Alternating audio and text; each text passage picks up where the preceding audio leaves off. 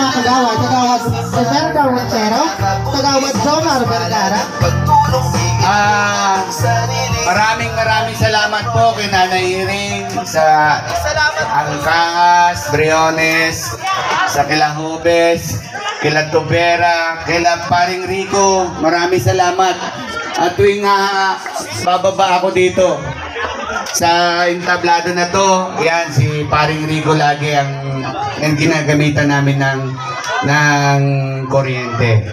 So sana po maintindihan nyo, may oras po kami, hanggang 10 lang po kami ngarap sa inyo.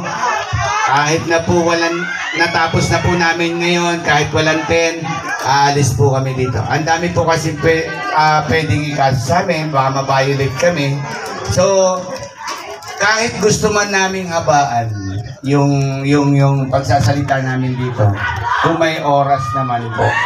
So, inuulit ko,